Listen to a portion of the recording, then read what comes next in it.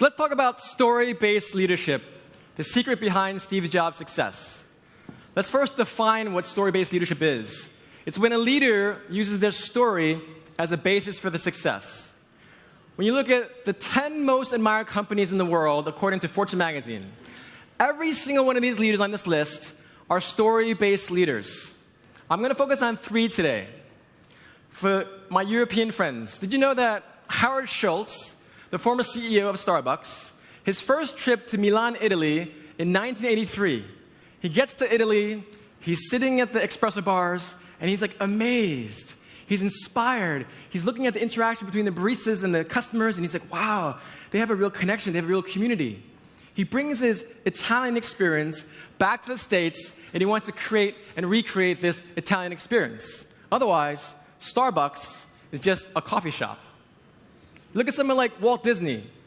For the Danish in the room, Walt Disney flies to Copenhagen, Denmark, visits Tivoli Gardens, the second oldest amusement park in the world, and fiercely jots down notes because he's so inspired, takes those inspirations from Copenhagen, brings it back to the States, and creates Disneyland. A more recent executive at Disney, his name is Doug Lipp. Doug found that when he researched companies, he found that every single successful company all have 2 leaders that work hand in hand. You have the promoter, the marketer, the storyteller, and you have the more analytics, the logics, the finance person. In Disney's case, Walt Disney was the promoter, storyteller. His brother, Roy Disney, was the finance guy. When you look at Apple, no one will argue that Steve Wozniak was the brains behind the Apple products. He was a programming guy. But Wozniak also openly says that if not for Steve Jobs, there wouldn't be no Apple, because Steve Wozniak just gave away things. But Steve Jobs was a promoter. He was a marketer. People sell products. Products don't sell themselves. And the people that sell the best products are story-based leaders like Steve Jobs. Just the very name Apple. Steve knew that people fear things they don't know. And back in the 70s, people fear computers because they're like, what are these things called computers? So what does Steve do? I'm going to name my company called Apple because it's a really cute word and it's a nice fruit. Who can be afraid of apples? He was also a fruitarian because he liked eating apples. But lastly, back in that day, they actually had phone books with business directories, and he used to work at Atari, so we called it Apple because Apple was before Atari. Now, Steve Jobs also understood how to persuade.